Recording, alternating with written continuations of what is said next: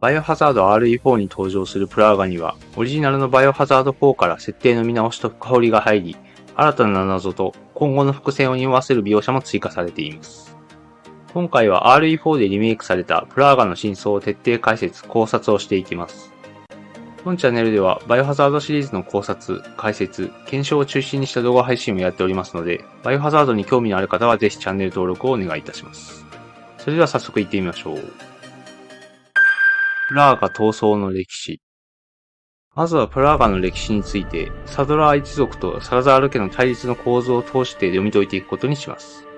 ファイル、始まりの石には初代教祖アダム・サドラーによる古城地底における生態プラーガの発見。海食洞穴の碑文にはヘスター・サドラーの教祖時代に教団が孤島に追いやられた事実が記されています。また、サラザール家年代記によると、初代グレゴリオ・サラザールが古城にはびこる教団を消滅。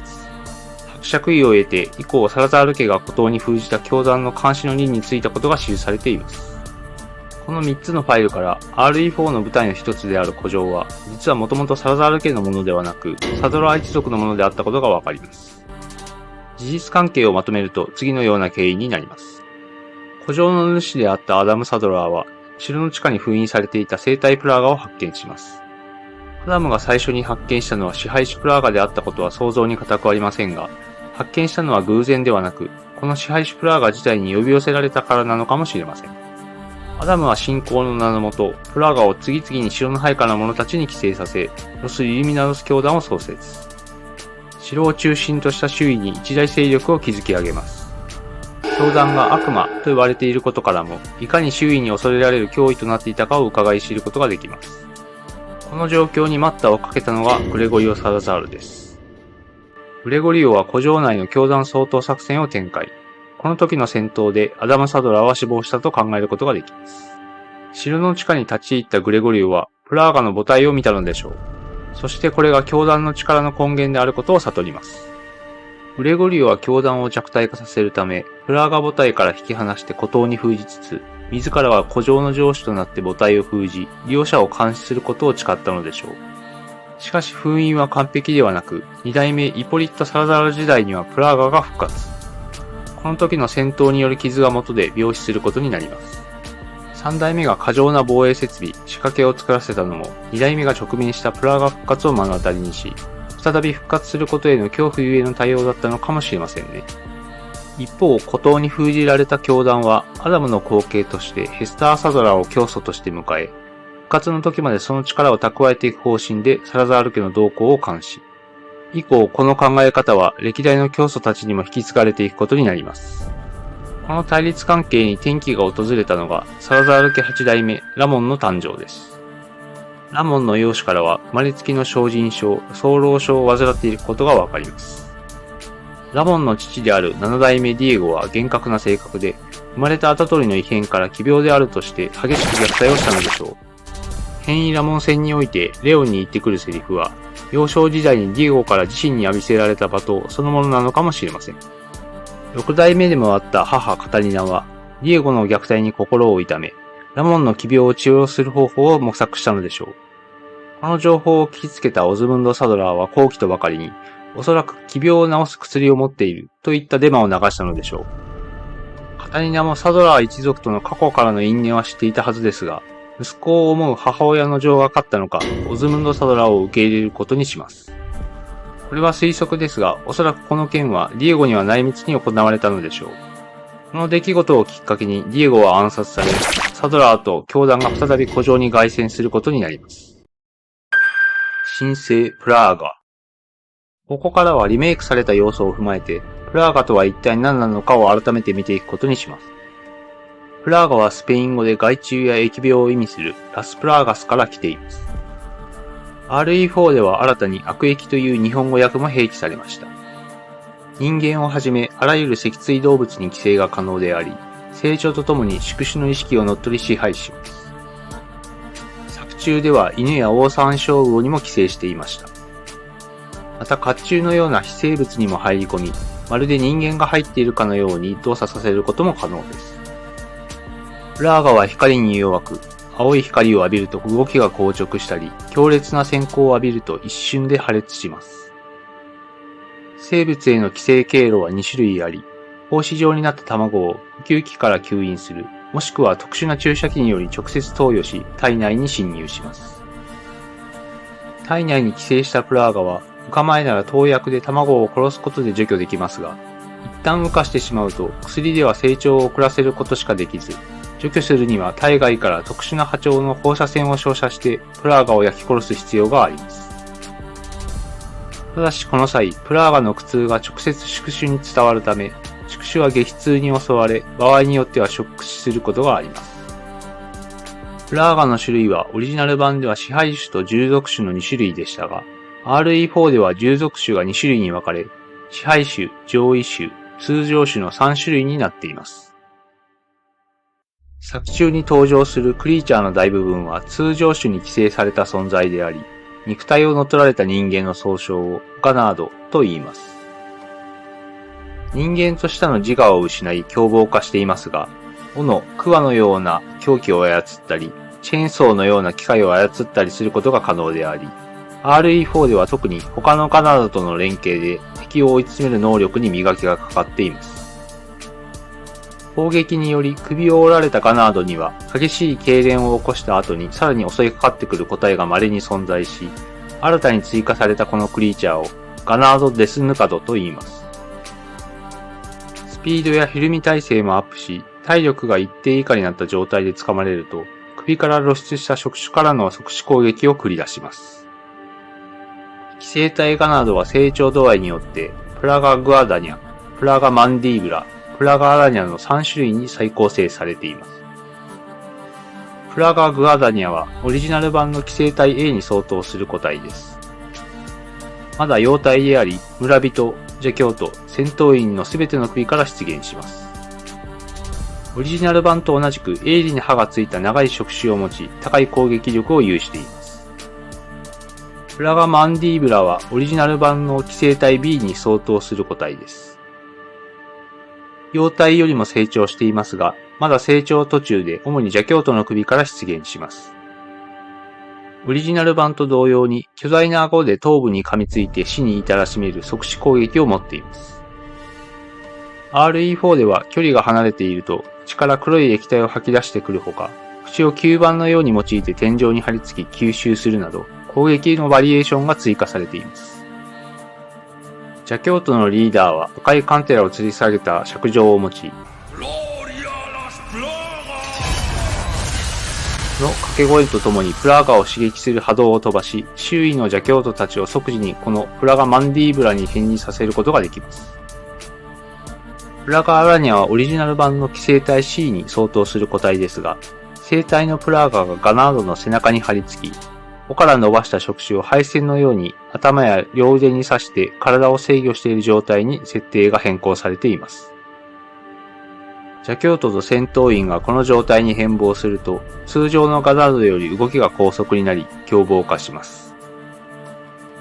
攻撃を受けてのけぞると、プラーガが離れて通常のガナードになったり、再度ガナードに張り付くことでアラニャに変貌するなど変幻自在の融合形態を持っています。グアダニャ、マンディーブラと違い、宿主の脳は破壊されていないため、武器を扱うことも可能となっています。通常、ガナードと言われているのは、村人、邪教徒、戦闘員の3種になりますが、ロス・イリミナドス教団は通常種プラーガを使用して様々な BOW の開発も進めています。エルフィガンテはプラーガに寄生された人間に遺伝子操作を施して生み出されたクリーチャーで、名前はスペイン語で巨人を意味します。生み出された瞬間から急激に成長が進んで巨大化し、その怪力で侵入者を捉えて握りつぶしたり、家屋の屋根や城壁を投げつけて攻撃をします。ガラドールはプラーガを用いた強化実験により誕生した強戦士で、サラザール家に仕えていた残虐な拷問官の一族が素体となっています。あまりの凶暴さから目を縫い付けられ視覚を奪われていますが、代わりに聴覚が発達し、両手の長い鍵爪で強力な攻撃を繰り出します。ノビスタドールはラモンの命を受けた教団の学長、イシドロ・ウリアルテ・タラベラが、不完全な人の身を虫の高みに至らせる研究の一環として誕生させた怪物の別称で、石ドロ本人のミドルネームの頭文字を取って U2 と名付けています。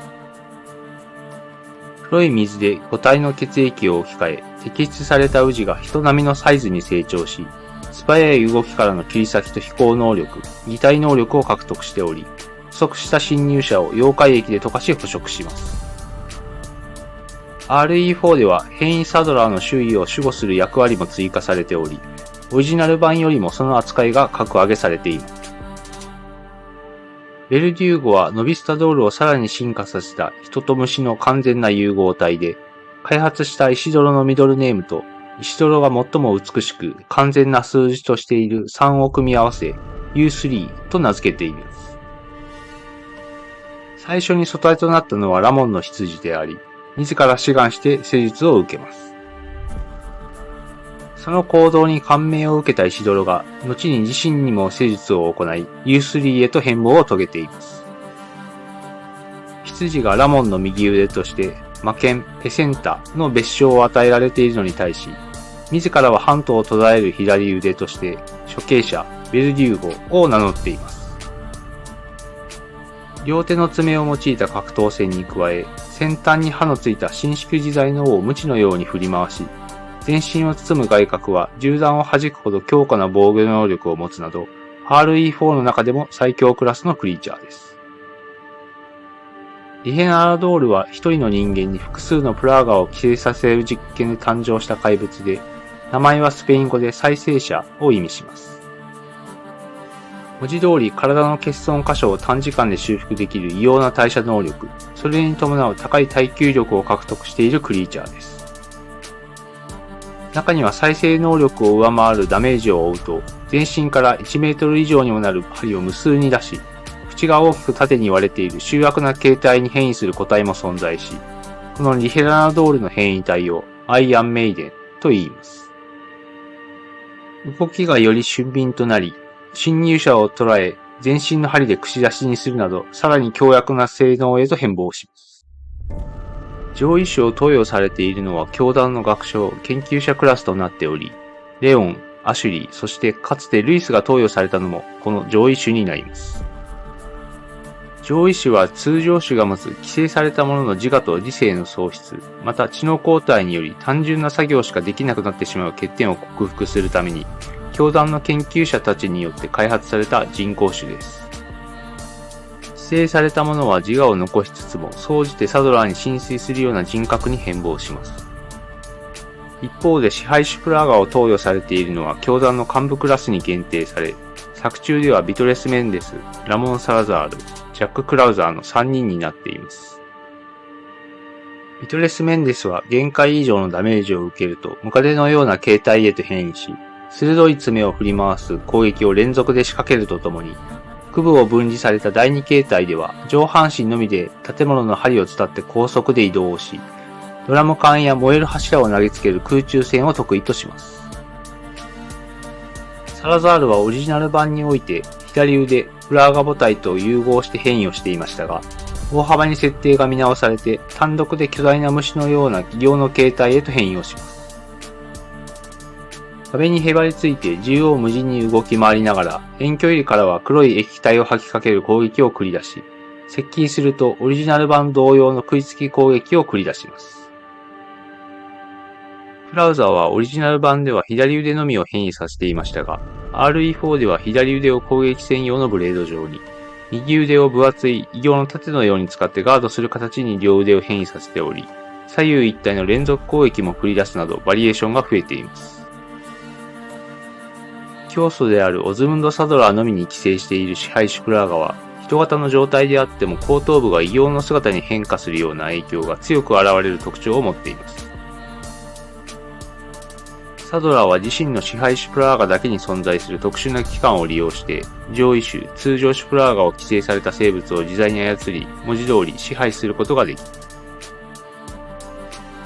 能力を解放すると、オリジナル版同様の巨大なプラーガの状態に変異をしますが、移動スピードが上昇し、距離が離れていれば広範囲にわたる液体を吐き出して攻撃するなど、さらに能力が向上しています。瀕死のダメージを受けると、プラーガの母体と融合した第二形態に変異し、プラーガを有する核と無数の巨大な触手を持つ姿となります。このようにプラーガは変異を伴う危険性を内包するのみならず、支配種プラーガを持つ者は、たとえ敵対者であっても寄生させてしまえば絶対に裏切らない味方にさせてしまう支配力を発揮することができます。それが上位種であれば完璧なスパイをいとも簡単に作り出せてしまい、国家転覆さえも可能であると示唆されています。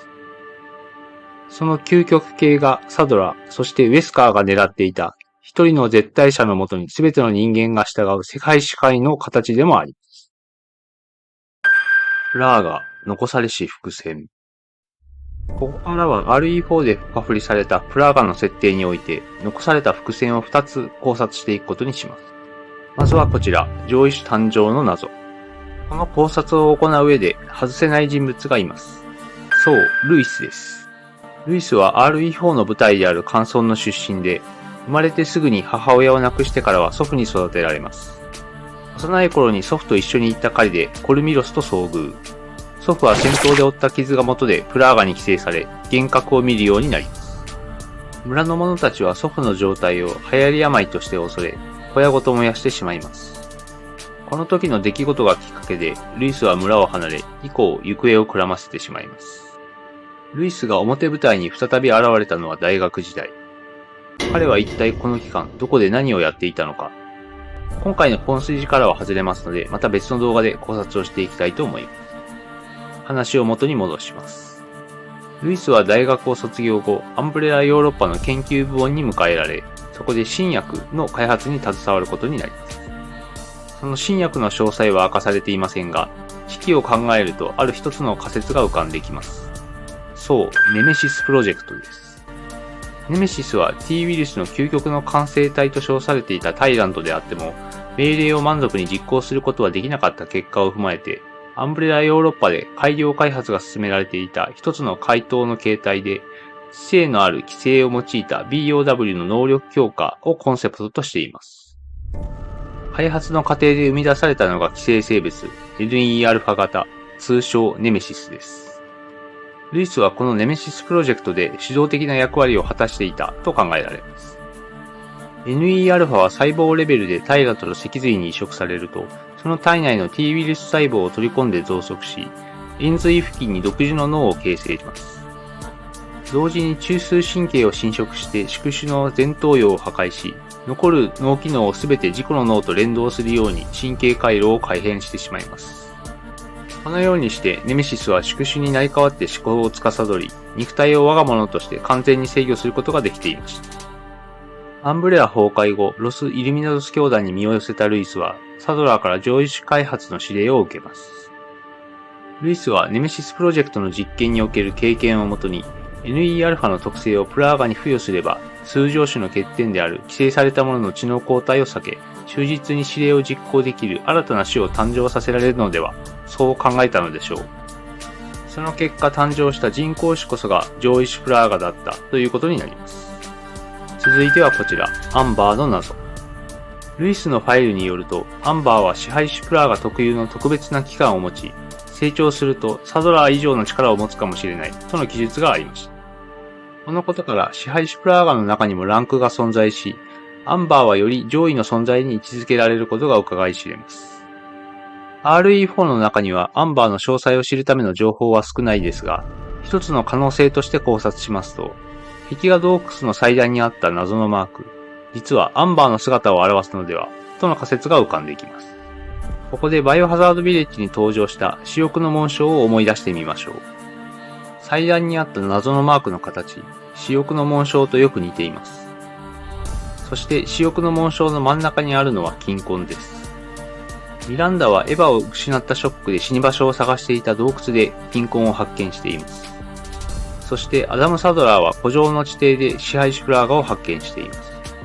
両者の発見経緯も酷似しています。もし死翼の紋章に相当するものが謎のマークならば、その中央にあるものは象徴、つまりアンバーであると考えることができます。しかしそうなると一つの疑問が出てきます。ロス・イルミナノス教団の紋章はプラーガをモチーフとしたものになっていますが、なぜ謎のマークはロス・イルミナノス教団の紋章ではないのか。実はこのマークこそ、ロス・リミナロス教団の原初の紋章であったと考えられます。ここからは完全な推測になりますが、原初の紋章がアンバーをモチーフとしている事実に、教団の中で気づくものが現れたのでしょう。中央にあるものは支配種プラーガアンバー。これを手に入れればサドラーを超える存在になれると。アンバーは代々サドラー一族により管理されていたはずですが、このアンバーを奪取し、サドラー一族に代わって教団を支配しようと目論む者が2人現れます。